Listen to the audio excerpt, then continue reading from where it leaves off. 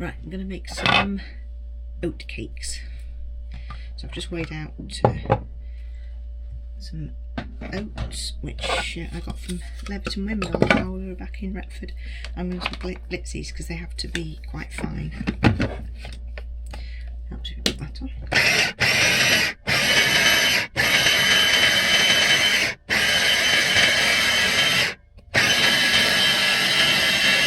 That's it. Let's just get that off.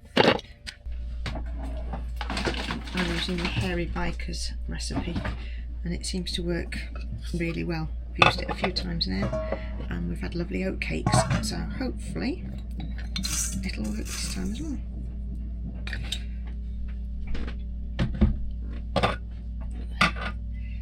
Right, let me just check. So that's it. Was it 225 grams of fine oatmeal? So I'd got jumbo, so I've just mixed them down. And then you want flour, wholemeal and plain, and again good old Leverton Windmill. So you want 100 grams of each. So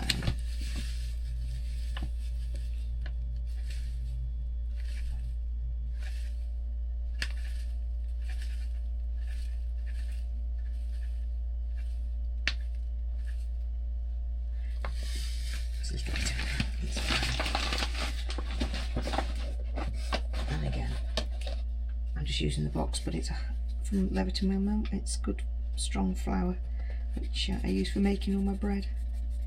Another 100 grams going in.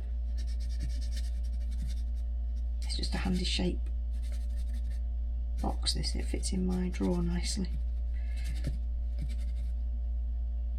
And I'm hoping these work out fine, because these are for tea tonight, along with some other bits. I'm going to put some cheese and salami in them, and a bit of spinach, I think.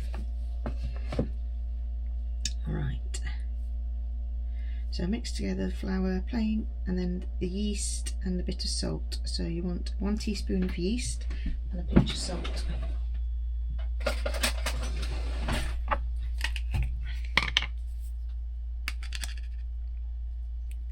So the yeast gone in, grab some salt.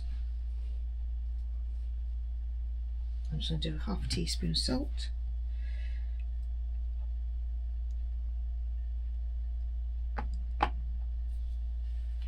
So mix it all well, and then you gradually add 1 pint of water, but you might not need all of that, so it's going to be a gradual thing.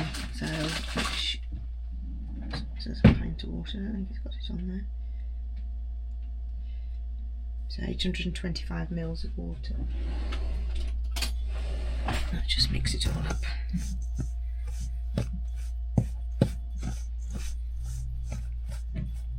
So it's not saying if it's got to be mixed as good.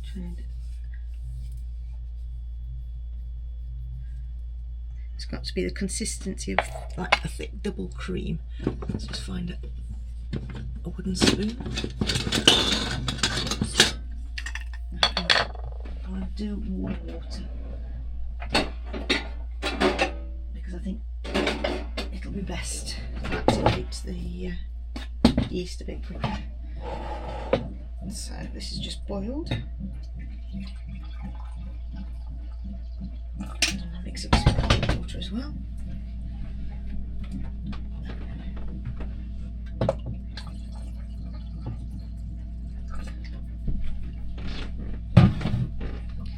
So let's have a go. I'm just going to plug in and then mix it up.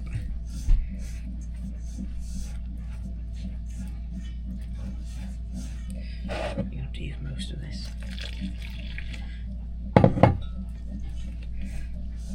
It smells like porridge when you're putting it all together. It brings back memories of a childhood.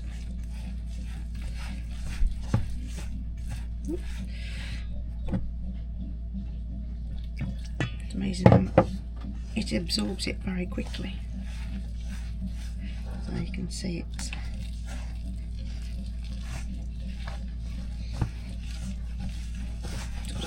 thin that down, that's obviously too thick. I think it would taking all of this.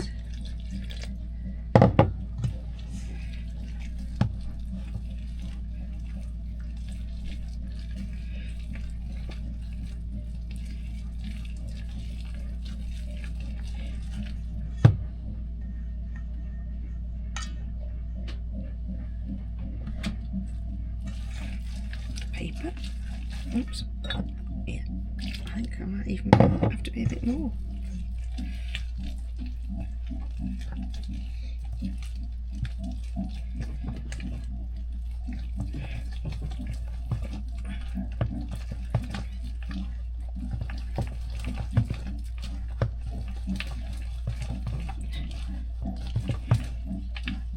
Yeah, I think that's still too thick.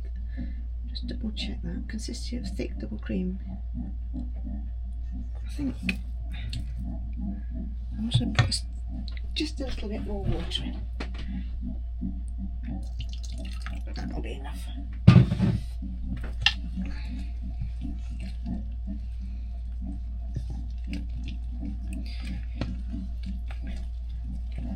And then you have to cover it over and leave it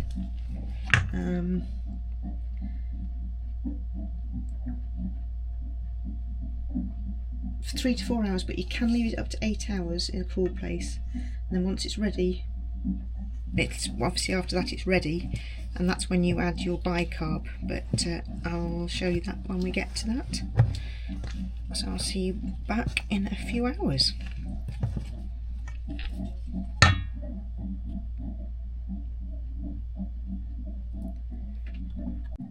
Better show you what it looks like. That's what it looks like so far. So as you can see, it's quite thick.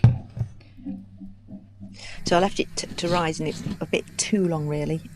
So I had to add a little bit more water with the bicarb, and then it still needed thinning down, which is getting better. Put a bit of oil in. Just turn it down a bit. That's better.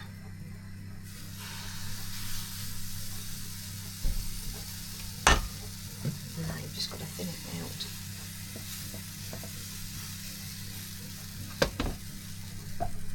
Not too sure if it's doing it completely right, but hopefully that seems to be the best way so far, because you want them thin. Let's open this window.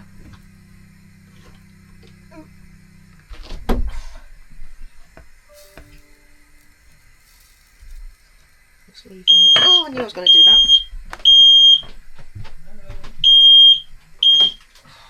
Sorry, I've opened the window as well. Let's set the alarm off.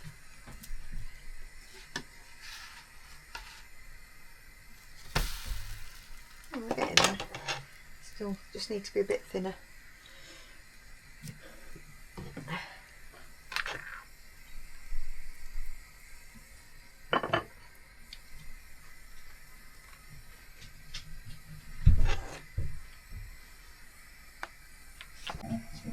Just remembered. Right, I seem to have got it a lot better now. It's thinning down. I'm just going to have a go again. So you just got to not add as much, and then really get it moving quickly. I must admit, the new frying pan's very good because it's very non-stick. I think that's a bit too little.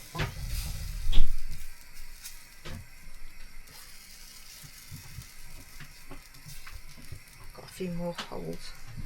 See how that goes. This is the last one that's just been cooked, and I've actually got the hang of it.